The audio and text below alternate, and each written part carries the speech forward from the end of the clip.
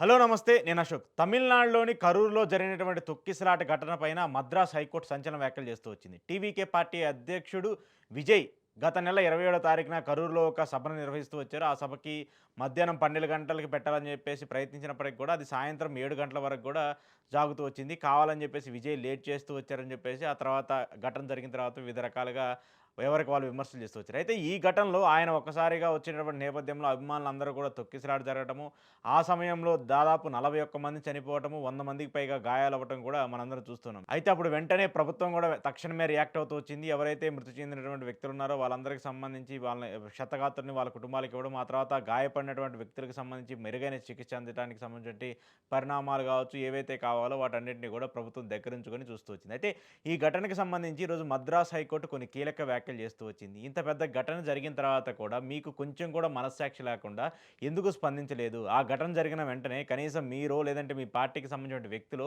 ఎందుకు ఆ కుటుంబాన్ని పరామర్శించలేదంటూ కూడా మద్రాస్ హైకోర్టు మాట్లాడుతూ వచ్చింది. ఇంత పెద్ద ఇష్యూ జరిగినప్పుడు మీ పార్టీ ఒక వ్యక్తిగా ఉండి, మీ పార్టీకి సంబంధించిన ఒక అధ్యక్షుడిగా ఉన్నటువంటి మీరు ఈ వెంటనే ఎళ్లి వాళ్ళని ఎందుకు సందర్శించలేదు? వాళ్ళకి సంబంధించి ఎందుకు ఆ కుటుంబాలతో మాట్లాడలేదంటూ కూడా మద్రాస్ హైకోర్టు చాలా తీవ్ర వ్యాఖ్యలతో విజయ్‌ని తప్పుపడుతూ వచ్చింది. ఈ ఇష్యూకి సంబంధించి మీరే బాధ్యులు అనే విధంగా కూడా ఆయన మాట్లాడుతూ వచ్చింది. దీంతో పాటు ఈ యొక్క ప్రోగ్రామ్ ఎవరైతే ఆర్గనైజ్ చేస్తూ వచ్చారో ఆ వ్యక్తులకు సంబంధించి కేసులు పెడుతూ వచ్చింది. ఇప్పటికే ప్రభుత్వం వాళ్ళందరినీ కూడా అరెస్ట్ చేస్తూ వచ్చింది. అయితే వాళ్ళు అరెస్ట్ చేసినటువంటి వ్యక్తులకు సంబంధించి ముందస్తు బెయిల్ ఇవ్వాలంటూ కూడా కోర్టులకు వెళ్ళినటువంటి నేపథ్యంలో దాని మీద కూడా కోర్టు తప్పుపడుతూ వచ్చింది. దాని మీద విచారణ జరపాలని చెప్పేసేసి కూడా కోర్టు ఆదేశిస్తూ వచ్చింది. సో, ఈ పరిణామాలన్నీ చూసుకుంటూ వచ్చినప్పుడు తమిళనాడులో జరిగినటువంటి ఈ ఘటన దేశవ్యాప్తంగా కూడా పెద్ద ఎత్తున సంచలనంగా మారుతూ వచ్చింది. ఇలాంటి ఘటనలు గతంలో కూడా జరిగినప్పటికీ కూడా ఇలాంటి ఇంత తీవ్ర స్థాయిలో చనిపోవటం కావచ్చు, లేదంటే ఇంత తీవ్ర స్థాయిలో గాయపడటం కావచ్చు, ఇది చాలా తక్కువగా అరుదుగా జరిగేటువంటి ఈ సంఘటనగానే మనం చూస్తుంటాం. కానీ దీనికి సంబంధించి పూర్తి బాధ్యత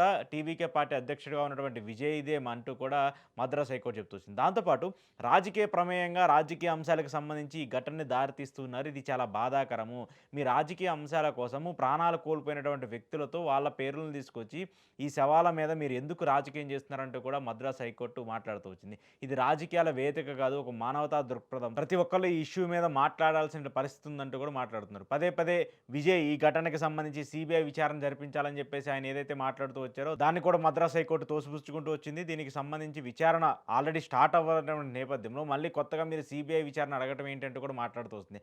ఆల్రెడీ స్టేట్‌కి సంబంధించి ఒక స్పెషల్ టీమ్‌ని ఏర్పాటు చేస్తూ వచ్చారు. ఒక కమిటీకి సంబంధించి దీంట్లో నిజంగా ప్రభుత్వం సైడ్ నుంచి ఏమైనా తప్పుందా? లేదంటే విజయ్ సైడ్ నుంచి తప్పుందా?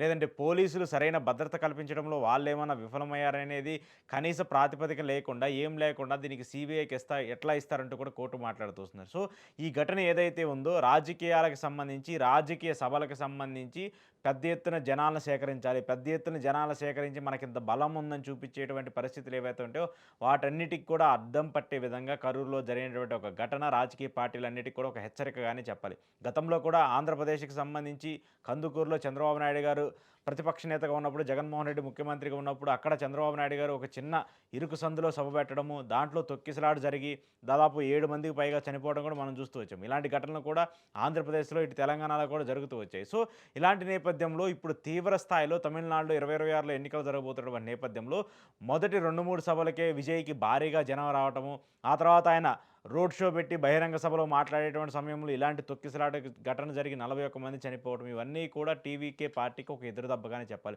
దాంతో పాటు టీవీకే పార్టీ స్పందించినటువంటి తీరు, ఆ తర్వాత ఈ ఘటన జరిగిన తర్వాత వాళ్ళు స్పందించినటువంటి తీరు పైన కూడా పెద్ద ఎత్తున అన్ని రాజకీయ పార్టీలు విమర్శలు చేస్తున్నాయి. ఆ ఘటన తర్వాత అన్ని పార్టీలు not only DMK, ADMK, Congress అలాగే బీజేపీ ఒక్క పార్టీ కాకుండా అన్ని పార్టీలు కూడా సమన్వయంతో వెళ్ళాయి.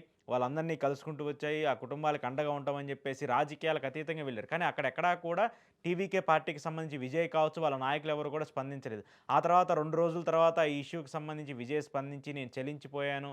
ఆ తర్వాత ఒక 2 వారాల తర్వాత ఆ కుటుంబాలందరినీ కూడా నేను కలుస్తానని చెప్పేసేటువంటి విజయ్ ఇచ్చినటువంటి స్టేట్మెంట్ మీద కూడా ఇప్పుడు పెద్ద ఎత్తున తమిళనాడు రాజకీయాల్లో దుమారం మోపుతాయి. ఒక పక్క రాజకీయంగా విజయ్ ఎదురు దెబ్బలు ఎదుర్కొంటున్నప్పటికి కూడా ఈరోజు మద్రాస్ హైకోర్టు ఇచ్చినటువంటి వ్యాఖ్యలు కూడా, మద్రాస్ హైకోర్టు చేసినటువంటి కామెంట్స్ కూడా ఇప్పుడు విజయ్‌కి ఎదురుదెబ్బగానే చూడాలి. దాంతో పాటు ఈ ఇష్యూకి సంబంధించి మీరు రాజకీయం చేయొద్దంటూ కూడా మద్రాస్ హైకోర్టు కొన్ని కీలక ఆదేశాలు జారీ చేసింది. దాంతో పాటు ఎవరైతే ఈ ఘటనకి సంబంధించి ఆ ప్రోగ్రామ్ ఆర్గనైజ్ చేసినటువంటి వ్యక్తులు ఎవరైతే ఉన్నారో వాళ్ళకి సంబంధించి బెయిల్‌ని కూడా నిరాకరించే పరిస్థితి అయితే కనిపిస్తుంది. వాళ్ళందరినీ కూడా పూర్తి స్థాయిలో విచారించిన తర్వాత దీని ఘటనకు సంబంధించి ఏం జరిగింది, ఎవరు జరిగింది, ఎలా జరిగింది అనేటువంటి వివరణ అంతా తెలుసుకున్న తర్వాతే వాళ్ళకి సంబంధించిన బెయిల్ మీద కూడా ఒక వివరణ తీసుకునే అయితే పరిస్థితి అయితే కనిపిస్తుంది. ఏదేమైనప్పటికీ కూడా ఈ ఇష్యూకి సంబంధించి విజయ్ తీసుకున్నటువంటి నిర్ణయం కావచ్చు, ఆయన పార్టీ పెట్టిన తర్వాత జరుగుతున్నటువంటి ఎదురు దెబ్బల్లో ఇదొక బాధాకరమైన అంశంగా కూడా చెప్పాలి. ఆ సభకొచ్చినటువంటి చాలామంది చిన్న పిల్లలు కావచ్చు, మైనర్‌లకు సంబంధించిన వ్యక్తులు కావచ్చు, ఆ తర్వాత చనిపోయినటువంటి కుటుంబాలందరికీ కూడా ఇటు ప్రభుత్వం అండగా ఉండాలని చెప్తుంది. దాంతో పాటు విజయ్ కూడా వాళ్ళకి ఆర్థిక సాయాన్ని కూడా ప్రకటించినటువంటి నేపథ్యంలో, ఆ తర్వాత విజయ్ ఆ కుటుంబాలను కలిసిన తర్వాత ఆర్థిక సాయాన్ని కూడా అందిస్తానని చెప్పేసి ప్రకటిస్తూ వచ్చారు.